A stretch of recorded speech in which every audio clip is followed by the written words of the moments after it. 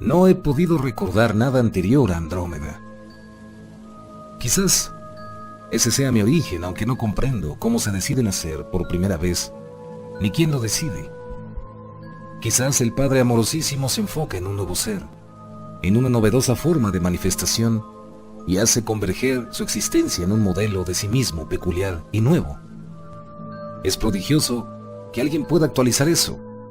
Se necesita un verdadero amor por la aventura y una especie de descarada osadía para hacerlo. Aunque, en ese nivel, el descaro no debe existir, sino más bien un estado de absoluta libertad y unas ganas de dejar ser a una de las propias partes para ver hasta dónde es capaz de llegar. Es como dejar libre a una hija y satisfacerse observando por dónde transita, qué aprende y cuánto puede crecer y entenderse. Se diría que es suficientemente placentero para quien tiene toda posibilidad.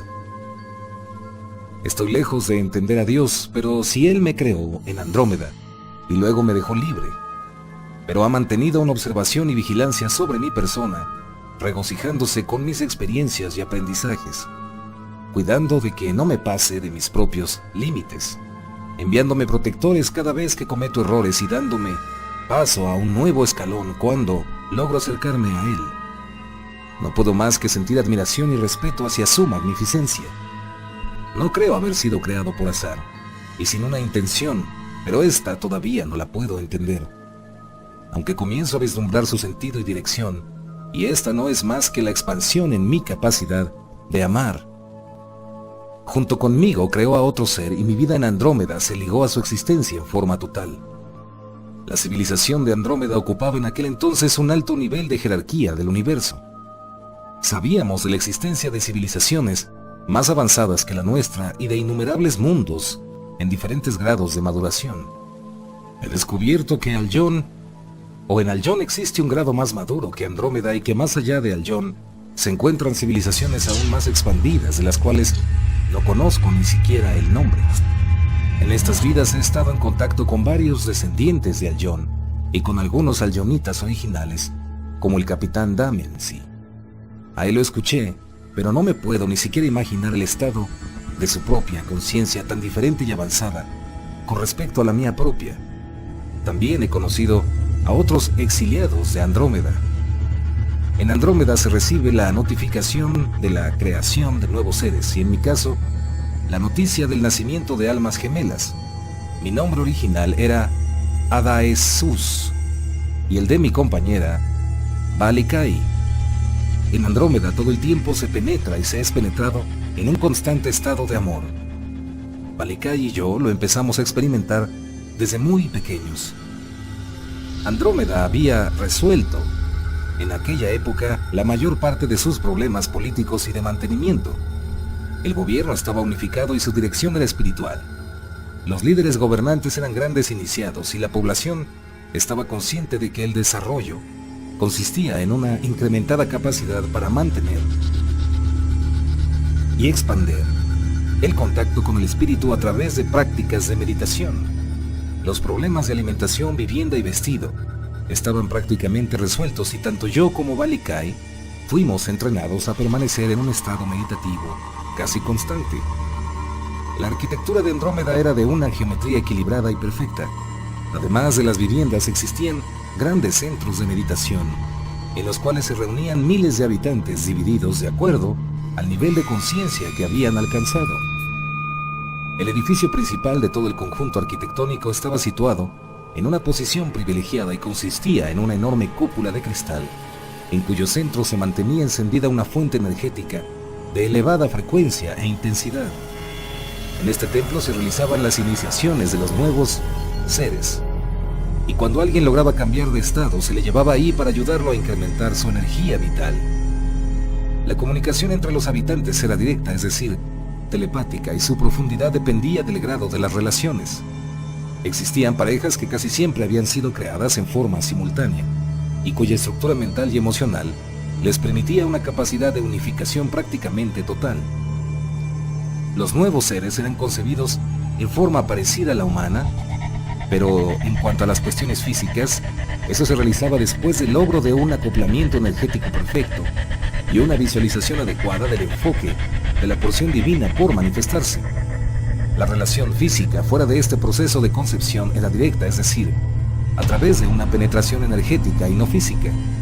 Sin embargo, la libertad en cuanto a estas prácticas era casi total en el sentido de que dependía de los gustos y la espontaneidad de los participantes. Puesto que las condiciones climatológicas del planeta eran ideales, no se requería de vestimentas de protección y los habitantes de Andrómeda solamente utilizaban una delgada y transparente tela de material superconductor para cubrirse.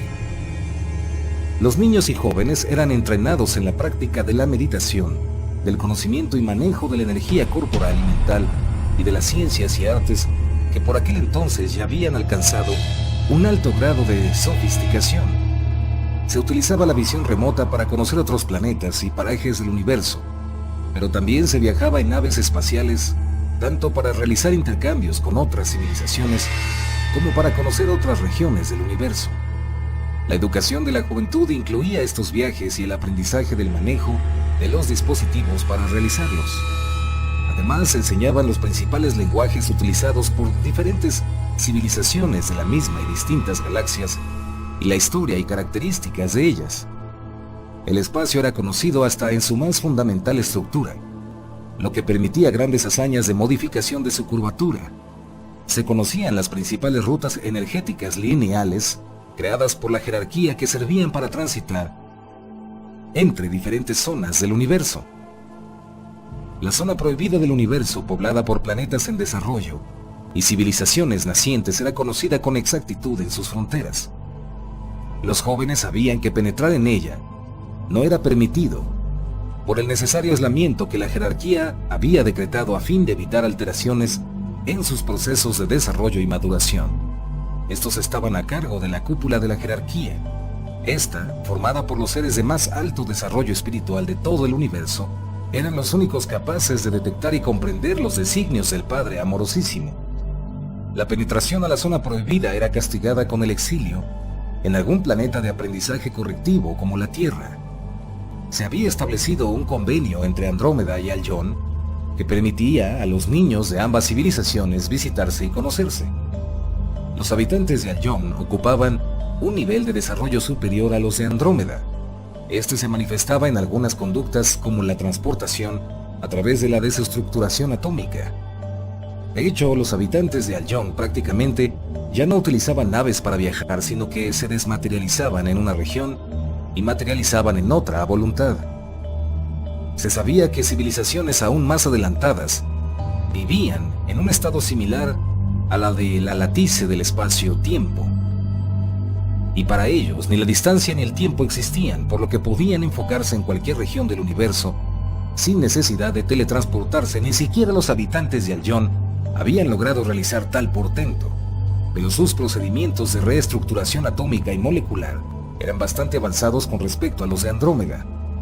Por otro lado, tanto en Andrómeda como en Aljon, la esperanza de vida se había logrado extender al equivalente de 25.000 años terrestres, y se hacían investigaciones para aumentar aún más su duración. Una de las prácticas de Andrómeda de la meditación estaba orientada al logro de la activación de enfoques alternos del observador. Este era un intento de lograr la transportación tipo Aljon y aún la ubicuidad de la jerarquía, pero solo los más adelantados de entre los habitantes de Andrómeda habían logrado algunos avances satisfactorios en esta dirección.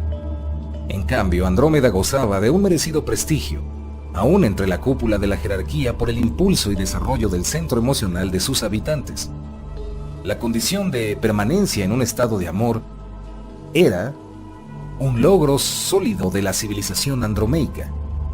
Como parte de nuestra educación y en una de las visitas de los niños de Aljon, Balikai y yo conocimos a la hija de Damen, sí, llamada Dalinme. Juntos jugábamos con nuestras mascotas, unos seres caprichosos y lanudos, de extremidades aplanadas y en forma de hojas de lechuga, que gustaban acariciarnos y nos seguían a todas partes.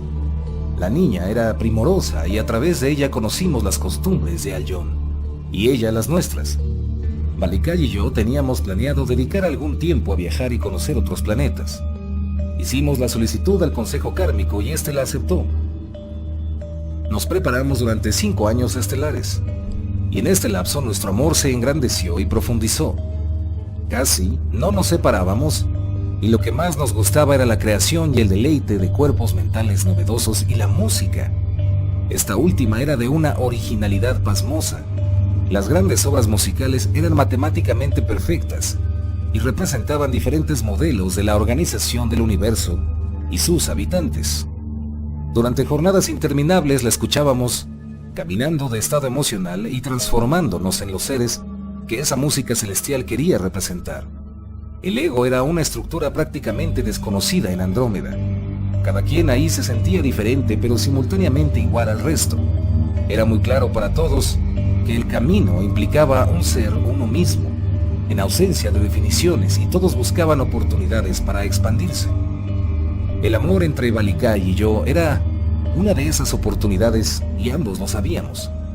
Teníamos un claro proyecto de vida, y este se asociaba con el mantenimiento y la profundización de nuestro sentimiento. Éramos considerados una pareja ejemplar, y seguramente todo ello favoreció la decisión del consejo. Nos asignaron una nave pequeña, pero perfectamente condicionada para permitir viajes seguros a través de las rutas energéticas lineales. Primero hicimos varias travesías a los planetas cercanos. Ambientábamos la nave con las últimas composiciones musicales creadas en Andrómeda, y nos deleitábamos con los espectáculos de las estrellas y los paisajes increíbles de mundos rojizos, azules y violetas, con varios soles y multitud de lunas. En una ocasión flotamos casi una eternidad sobre un mar plateado y rugiente, mientras nos hacíamos el amor. Descubríamos constelaciones y nos internábamos dentro de mares de aerolitos, de puntas cristalinas, observando el reflejo de las explosiones de supernovas en sus aristas. Todo era belleza y aventura, y todo estaba matizado por una sensación de amor mutuo, indestructible. Cerca de Instra, nos abordó una nave de patrullaje y nuestro estado los dejó pasmados en admiración. Empezamos a pensar que habíamos llegado a la perfección. No podíamos concebir un estado más exaltado que el nuestro. Descendimos en un planeta encantador y deshabitado. 2 soles alumbraban una playa desierta bañada por un mar candente. Nos miramos y decidimos que nos habíamos convertido en dioses. Debíamos manifestarnos como tales, y una idea prohibida cruzó por la mente de Balikai en ese momento. Al principio la rechacé, pero todo señalaba en esa dirección. Durante 2 años estelares revisamos los archivos extragalácticos, y por fin lo encontramos. Se trataba de un planeta cuyos habitantes estaban divididos por rivalidades ancestrales. De hecho, el análisis de las líneas del mundo señalaban una posibilidad del 84% de autodestrucción. Era el lugar adecuado para probar la fuerza de nuestro amor. Enfilamos en su dirección, y con una sensación de sobresalto logramos atravesar la frontera de la zona prohibida del universo. Sabíamos que la jerarquía nos observaba, pero ¿quiénes eran ellos para prohibir un acto compasivo de tal grandeza? ¿No habíamos mantenido nuestro amor hasta llegar a su divinización? Seguramente reconocerían en nosotros a los elegidos para reinar en ese mundo y llevarlo hasta nuestra propia elevación. La zona prohibida irradiaba una atmósfera de temor. Ahí ocurrían las transformaciones más dramáticas de todo el universo. En ocasiones sistemas planetarios completos se esfumaban, y en otras un planeta alcanzaba el grado suficiente de maduración para poder acceder a la unidad con una civilización que aceptaba guiarlos con la autorización de la jerarquía. El planeta al cual nos aproximábamos estaba habitado por salvajes, pero la aparición de 2 dioses visibles era su oportunidad para comenzar un desarrollo hacia el amor. Nuestras computadoras ya señalaban la presencia cercana del planeta cuando algo comenzó a fallar. La nave perdió estabilidad, y Balikai y yo supimos que había llegado el fin. Nos abrazamos y fuimos trasladados al interior de una cúpula, y ahí nos separaron. No supe más de Balikai, pero me imagino que, como a mí, le permitieron despedirse de sus padres. También supe que Dalimne había corrido una suerte similar a la nuestra, pero no pude averiguar por qué. Nos dijeron que hasta no haber aprendido lo que debíamos aprender, olvidaríamos nuestro origen, pero siempre habría en nuestro espíritu una añoranza, y ella sería nuestra guía. Cardam, mi padre y maestro, me acompañó mientras se hacían los preparativos para mi partida. Se eligió el planeta Tierra para mi exilio, y el Consejo Kármico consideró que 11 reencarnaciones tendrían una probabilidad del 95% para enseñarme lo que debía aprender. Gardam era un experto en informática y antes de conectarme al mecanismo de desmaterialización, me prometió que me ayudaría. Sus últimas palabras fueron: te amo y me haré presente ante ti cuando estés listo para regresar hacia el final de tu 11ª vida. Muchas gracias por escuchar este pequeño relato del libro La fuerza vital del cielo anterior del gran maestro Jacobo Grinberg Silverbaum.